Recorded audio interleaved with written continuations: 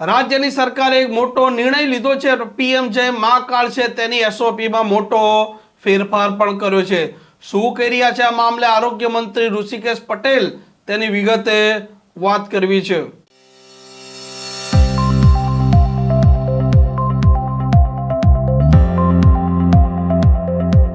નમસ્કાર, આપ જોઈ રહ્યા છો હોટલાઇન ન્યૂઝ અને હું છું આપની સાથે તોફિક ગાંચી.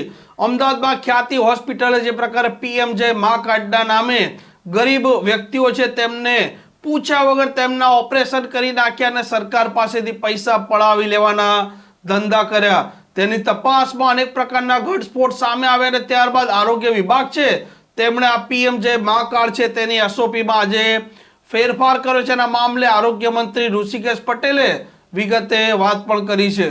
જે સારવારો આપણે આપીએ છીએ લગભગ 2600 ઉપરની ટોટલ પ્રોસિજર છે. એમાં જે મહત્વની સારવાર અને સૌથી મોટો ખર્ચો જે સારવારોમાં મળે છે એ 4 સારવારો માટેની આપણે એસઓપી નક્કી કરી છે. આપણે કાર્ડિયોલોજીની સેવાઓમાં ટેકનિકલ બાબતોને ધ્યાને લઈ સ્પેશિયાલિટીમાં સુધારા કરવા જરૂરી જણાયા.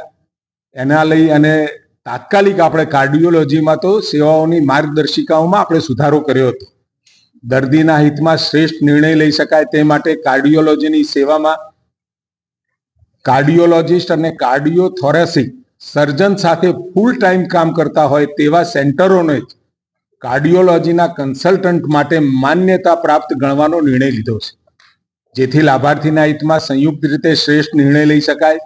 આ ઉપરાંત હોસ્પિટલો અને ફૂલ ટાઈમ કાર્ડિયાક એનેસ્થેટિક અને ફિઝિયોથેરાપિસ્ટ આ રાખવા પણ આપણે આવશ્યક કર્યા છે. ખાસ કિસ્સામાં ઇમરજન્સી સારવાર જ્યાં અતિશય આવશ્યક હોય એવા સંજોગોમાં કાર્ડિયોલોજી સેવાઓ આપતા સેન્ટર એન્જિયોપ્લાસ્ટી કરી શકશે અને એની સીડી પણ એ પાછળથી અપલોડ કરી શકે. હોસ્પિટલો એન્જિયોગ્રાફી તેમજ એન્જિયોપ્લાસ્ટી સીડી વિડીયોગ્રાફી પ્રી ઓથના સમયે અપલોડ કરવાની એમના માટે ફરજિયાત બનાવવામાં આવી છે. ઇમરજન્સી કેસમાં સદર સીડી વિડીયોગ્રાફી સારવાર બાદ અપલોડ કરવાની રહેશે. આમ કાર્ડિયોલોજીમાં પણ ખૂબ સારા એવા સુધારા તાત્કાલિક આપણે કર્યા હતા અને હવે એ સુધારાઓ અમલમાં આવ્યા પછી ક્યાંય નાની મોટી કોઈને લેકિંગ અથવા તો લેપ્સનો ફાયદો લેવાની જે તકો મળતી હતી એ તકો બંધ થશે. કેન્સરની સારવારમાં પણ નિષ્ણાત તબીબોના સૂચન બાદ અને આ જે બધી એસઓપી બનાવી એમાં ખાનગી ક્ષેત્રે કામ કરતા તબીબો જે લોકો પીએમજેવાયમાં પણ એમ્પેનલ નથી, બીજા તબીબો જે પીએમજેવાયમાં એમ્પેનલ્ડ તબીબો છે અને સાથે આપણા સરકારી વિભાગના પણ તજજ્ઞો સાથે ચર્ચા વિચારણા કર્યા પછી પ્રજાના હિતમાં પ્રજાને પણ કોઈ પણ પ્રકારની મુશ્કેલી ના પડે એની પણ ચિંતા આ તમામમાં આપણે કરી છે. કેન્સરની સારવારમાં ટ્યુમર બોર્ડ તરીકે નિર્ણય લઈ ટીબીસી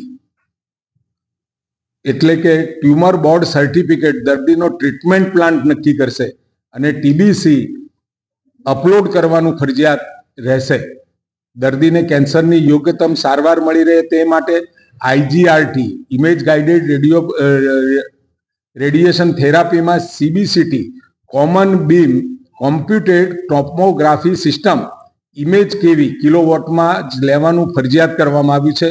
વધુમાં આ થેરાપી કયા કયા ટ્યુમરમાં કરી શકશે તેની પણ વિગતવાર ગાઈડલાઈન આપણે બનાવી છે. કેન્સરની ટ્રીટમેન્ટ માટે રેડિયેશન થેરાપીમાં યોગ્ય સારવાર સુગમતા રહે તે માટે રેડિયેશન પેકેજીસમાં પણ જરૂરી સુધારા કરવામાં આવ્યા છે.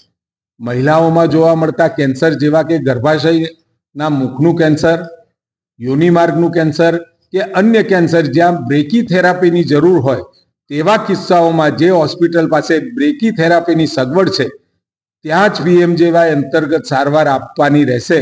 બ્રેકી થેરાપી માટે હોસ્પિટલ ટાઈઅપ ચલાવવામાં આવશે નહીં. રેડિયોથેરાપી મશીન માટે નક્કી થયેલા ક્વોલિટી કંટ્રોલના માપદંડનું પાલન કરી હોસ્પિટલે એનો રેકોર્ડ નિભાવવાનો રહેશે. નિયોનેટલ કેરમાં પણ આપણને જે ફરિયાદો મળતી હતી અને એના કારણે એમાં પણ આપણે કેટલાક ચેન્જીસ કર્યા છે. એનઆઈસીયુ એસએનસીયુ માં પણ બાળકોને ગુણવત્તાસભર સારવાર સુનિશ્ચિત કરવા માટે હોસ્પિટલે ફરજિયાતપણે માતાઓની પ્રાઇવસી સચવાય તે ધ્યાને લઈ સીસીટીવી ઇન્સ્ટોલેશન કરવાનું રહેશે. THO દ્વારા NICUની મુલાકાત લઈ રિપોર્ટ SHA ને સબમિટ કરવાનો રહેશે. ઓનલાઈન વિઝિટ મોડ્યુલ પોર્ટલ ટૂંક સમયમાં કાર્યરત થશે, જેથી દરેક વિઝિટને અસરકારક રીતે મોનિટર કરવામાં આવશે. બાળકોને રાઉન્ડ ધ ક્લોક સારવાર મળી રહે તે માટે નિયોનેટલ સ્પેશિયાલિટીમાં એમ્પેનલ્ડ માટે ફૂલ ટાઈમ પીડિયાટ્રિશિયન આપણે ફરજિયાત કર્યો છે. પીડિયાટ્રિક હોસ્પિટલ માટેની યોજનાની માર્ગદર્શિકાના ધારાધોરણ મુજબ દર્દીના બેડ પ્રમાણે નર્સિંગ સ્ટાફ પણ રાખવાના ફરજિયાત રહેશે. સાથે TKR એટલે કે જોઈન્ટ રિપ્લેસમેન્ટમાં પણ આ યોજના હેઠળ TKR THR ઓપરેશન કરતી હોસ્પિટલોએ ઓર્થોપેડિક પોલિટ્રોમાના કેસોની પણ સારવાર આપવાની થતી હોવાથી ઓર્થિયોપ્લાસ્ટીના ઓછામાં ઓછા 30% ઓર્થોપેડિક અને પોલિટ્રોમાના કેસોને સારવાર આપવાનું ફરજિયાત કર્યું છે, જેથી ઉક્ત રેશિયોનું પાલન ના થાય તો હોસ્પિટલને એ ટકાવારી પ્રમાણે એને પેનલ્ટી કરવામાં આવશે. હોસ્પિટલ દ્વારા સળંગ 9 માસ સુધી રેશિયોનું પાલન ના થાય તો તેવા કિસ્સામાં હોસ્પિટલને ઓર્થિયોપ્લાસ્ટી સ્પેશિયાલિટીમાંથી સસ્પેન્ડ કરવામાં આવે છે. યોજના અંતર્ગત જોડાયેલા 75 હોસ્પિટલને 3.51 કરોડની TKR અંતર્ગત આપણે પેનલ્ટી કરી છે. ક્લિનિકલ એસ્ટાબ્લિશમેન્ટ એક્ટમાં પણ ગુજરાત ક્લિનિકલ એસ્ટાબ્લિશમેન્ટ એક્ટની જોગવાઈ અન્વયે પૂર્વ વ્યાખ્યાયિત સારવાર પ્રક્રિયાની વિગતવાર પૂરતી સમજણ દર્દીઓ અને તેઓના સગાને આપતી વખતે વિડીયો રેકોર્ડિંગ સાથેનું સંમતિપત્ર લેવાનું ફરજિયાત કરવામાં આવેલ છે, જેમાં નીચે મુજબની તબીબી સારવારનો સમાવેશ કર્યો છે. Angiography, angioplasty, coronary artery bypass surgery, amputation એટલે કે અંગ વિચ્છેદન સર્જરી, તમામ ઇક્ટોમી અંતર્ગત સર્જરી એટલે શરીરમાંથી કોઈ ભાગ દૂર કરવાની surgery, organ donation, organ transplantation, organ રિટ્રાઇવલ surgery, spinal surgery, brain surgery અને કેન્સર સર્જરી. દર્દીને ડિસ્ચાર્જ વખતે ભવિષ્યમાં વધુ સારવાર અર્થે ઉપયોગી થાય તેવા હેતુસર ડિસ્ચાર્જ સમરી સાથે હોસ્પિટલાઇઝેશન દરમિયાન કરવામાં આવેલ લેબોરેટરી, રેડિયોલોજી વગેરે તમામ ડાયગ્નોસ્ટિક રિપોર્ટ્સ આપવાના ફરજિયાત રહેશે. ગુજરાત રાજ્યની તમામ હોસ્પિટલોએ ઇન્ફેક્શન કંટ્રોલ એન્ડ પ્રિવેન્શન માટે ભારત સરકારની ગાઈડલાઈનનું સંપૂર્ણપણે પાલન કરવાનું રહેશે. આવા પ્રકારના વિડીયો તમને જોવા ગમતા હોય તો હોટલાઇન ન્યૂઝ ચેનલને લાઇક, શેર અને સબસ્ક્રાઇબ કરો.